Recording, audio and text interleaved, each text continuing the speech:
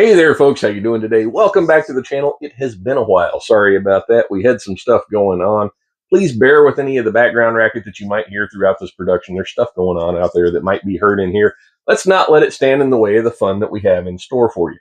Out here on the table in front of me, for those of you that are not immediately familiar with it, is my CZ Scorpion Evo 3. This one has been moderately customized to get it just the way that I like it. And it runs like a scalded dog. But that's not what we're here to talk about today. Rather, it's just the platform, the vehicle, if you will, that we're using to illustrate this red dot optic that was sent to us by the folks over at Feyachi. Not sure if that's how you pronounce that or not. But at the end of last year, I was contacted by a fellow from the company, Feyachi, that sells flashlights, optics, and other tactical accessories on Amazon. And after a little back and forth with him, I agreed to do a review on their V90 red dot optic. Now, please bear in mind that my agreeing to do the review was contingent on a couple of minor caveats. The first being that while I have done many red dot reviews in the past, we actually did 5 of them last year, 2024, they are cost prohibitive to produce. Not counting the time invested in the project between range fees and targets and ammunition, the out-of-pocket cost for a review of one of these things can easily exceed $100. As all of the projects we produce on this channel are self-funded, in order to keep costs down to a respectable minimum, I often combine range visits and film 2 or 3 projects at once. Long story short, I explained that to him that the review might take some time in order to keep the cost down. My other concern with testing their products was that a few years ago, I purchased a Feyachi flashlight to review, and I wound up returning that light by way of Amazon twice before finally getting my money back on it. So my confidence levels in their wares had something to be desired. Well, the fellow that I was talking to assured me in no uncertain terms that the company has continually taken measures to improve the quality of their products, and that the Feyachi of 2025 is not the same thing that they were early on. So they shipped out the optic on January the 8th, and by the 21st of January, he was checking in on me to see how the project was going. Maybe he missed the part about doing the review on my schedule. Enough about me yammering. I know that you came here to see how the optic did, so let's get over to the range and find out firsthand.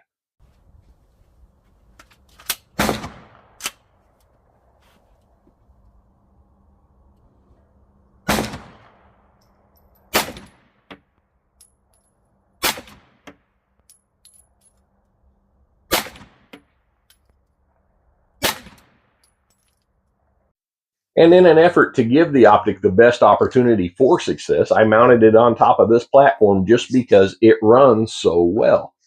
Getting the optic dialed in was easy, and by the time we hit it there, we were knocking down steel plates at 25 yards with ease when I did my part.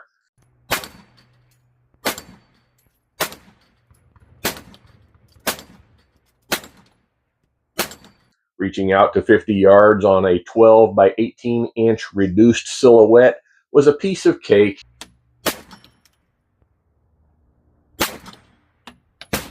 And the 2 minute of angle red dot was more than visible in the bright sunlight against the earthen background. I fired a total of 10 25 to 29 round magazines, somewhere around 275 rounds, through the Scorpion while testing the V90, burning up about $80 worth of ammo. Yeah.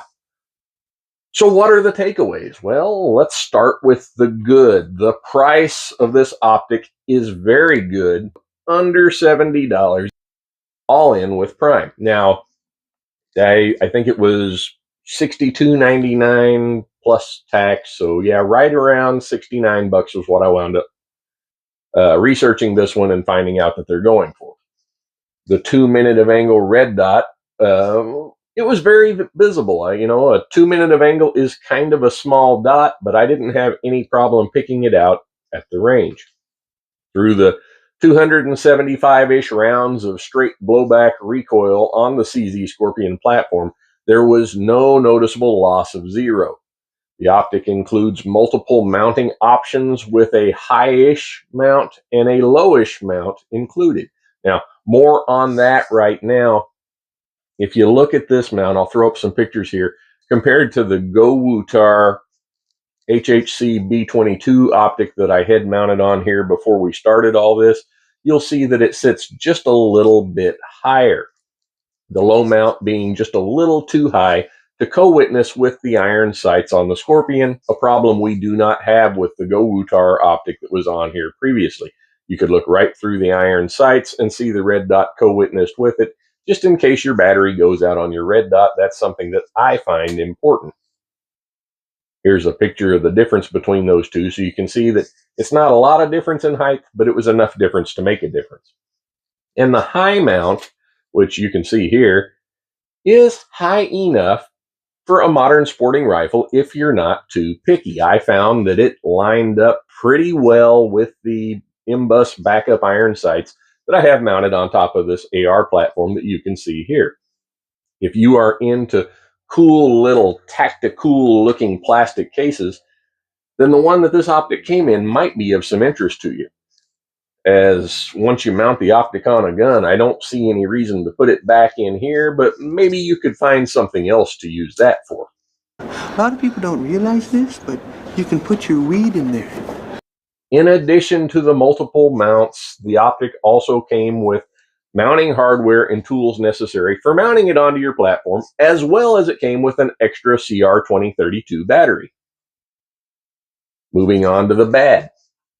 While the optic came with that extra battery, the pre-installed battery in the unit when it arrived was dead as a doornail, indicative of some kind of parasitic draw. Usually, if the battery is completely dead, that means somewhere inside the optic it's draining that battery.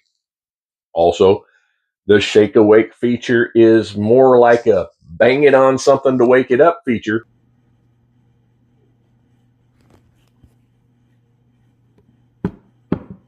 Requiring more work to activate than any red dot that I have ever tested. To the point that I found it easier while out at the range just to tap the power button rather than give myself carpal tunnel shaking the damn thing. I also observed an irregular timeout with the battery saving feature. The book says 8 minutes, whereas observed times throughout the testing portion of this were between about 10 and 12 minutes. Ironically, even though the optic stays on longer than the stated amount of time when the unit is at rest, it intermittently turned itself off twice while we were out at the range using it. It's almost as if it relies on the recoil from the weapon to keep the unit from timing out and staying active while you're using it. So with that in mind, what are my thoughts on the Feyachi V90 optic? Well, they're not all bad. It worked really well. It maintained its zero. The recoil on the CZ Scorpion, a lot of people complain about it because it is a straight blowback.